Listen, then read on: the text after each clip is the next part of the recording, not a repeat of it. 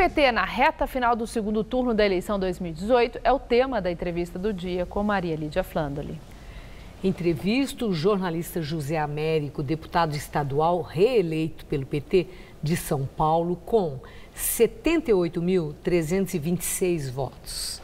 José Américo é petista histórico, tendo sido vereador por 4 mandatos, presidente da Câmara Municipal em 2013 e 2014 e presidente do Diretório Municipal do PT na capital paulista em 2000. Quando você foi presidente do diretório? Em 2011. 2011, isso. Bom, muito obrigada. Parabéns por sua eleição. Mas, Américo, segundo turno, reta final, né, desse processo eleitoral, principalmente a sucessão presidencial, onde o PT está envolvidíssimo. O resultado do primeiro turno deu um susto. Houve muito petista que falou para mim que ficou morrendo de medo do Bolsonaro levar no primeiro turno, que estava sugerindo isso e que houve esse temor.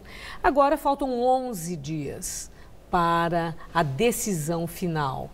Você entende que o Haddad tem tempo suficiente para conseguir reduzir a grande diferença que apareceu na última pesquisa divulgada entre o Bolsonaro e ele, e o Bolsonaro com vantagem de 18 pontos? Eu acho que sim. Eu acho que esses números num segundo turno, eles não são tão relevantes como se fosse num primeiro turno. Por quê? Porque você, no segundo turno, vota-se 2/3 da decisão de voto, em geral, é votar a favor de um contra o outro, né? Você tem muito isso.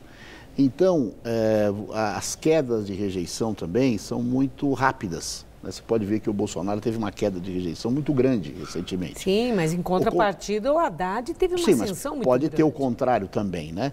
Até porque a rejeição do Haddad, ela veio muito dos ataques desferidos pelo Geraldo Alckmin contra ele no primeiro turno. O Geraldo Alckmin fez uma espécie de quinta coluna do Bolsonaro contra o Haddad. Ele ficou os últimos 15 dias atacando o Haddad. Então, eu acho que agora você tem, em primeiro lugar, um horário político onde os dois podem falar muita coisa. Tem muito comercial de televisão.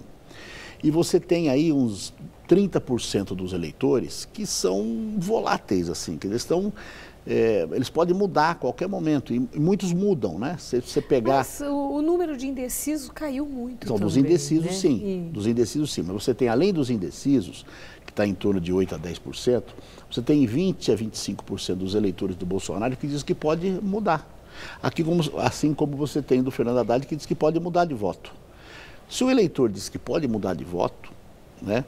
Então, você vê que você somar os dois lados, você vai ter aí, entre os eleitores do Haddad e do Bolsonaro, você vai ter quase 30% que admite mudar o voto. Sim. Né? Então, essa volubilidade do eleitorado determina grandes mudanças. É onde mora a esperança do PT. Claro, e onde você tem grandes mudanças, como você teve no primeiro turno, inclusive. Mas agora tem um fenômeno aí muito estranho que eu quero ouvir você sobre isso, que, então, no início do segundo turno, houve todo um empenho na estratégia de campanha do Haddad, de ir atrás de apoios de pessoas que são lideranças políticas importantes, onde há pontos de convergência. Perfeitamente. Do ponto de vista da ideologia mesmo, com aquilo que sempre pensou e pensa o PT como gestor público e também no perfil ideológico.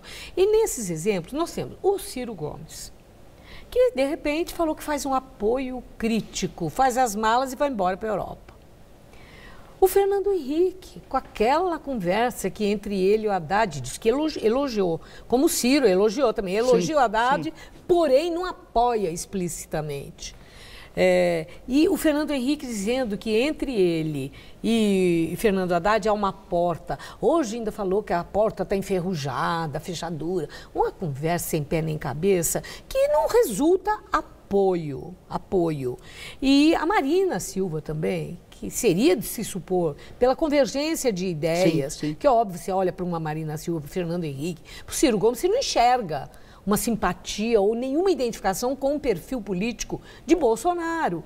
Mas eles tomaram essa atitude. Mas o que eu quero saber de você é se o antipetismo se mostra muito mais amplo do que vocês supunham.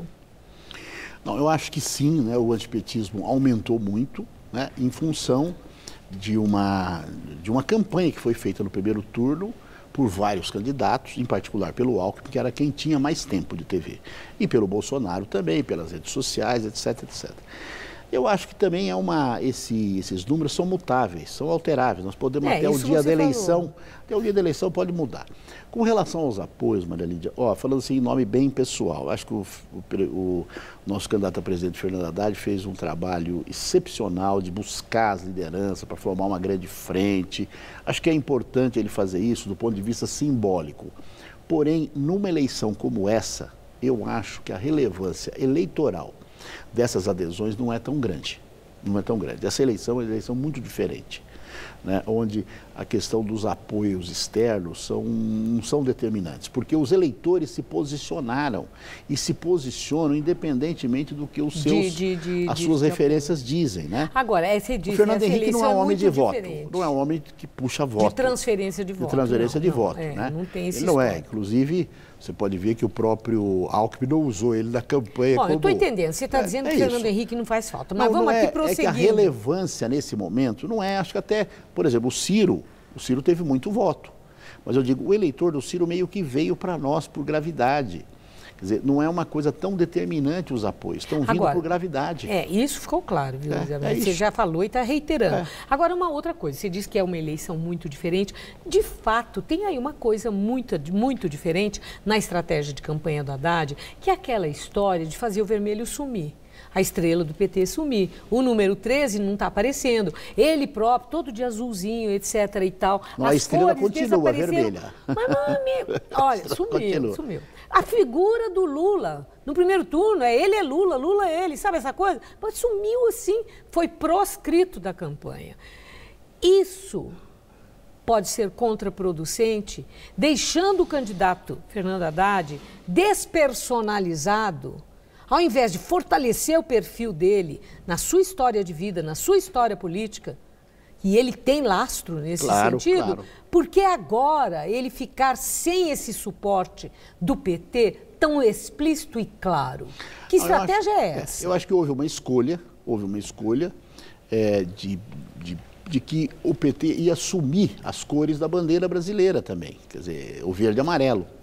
Né? E foi mantida a estrela. Que era a cor do adversário, né? O tal do verde e amarelo. Mas de qualquer forma, a cor de vários candidatos, né? De vários candidatos, nós também nos apropriamos dessa cor, né? É a cor do Brasil, a cor da bandeira. Mas foi mantido o vermelho e a estrela. Pequena, mas foi mantido.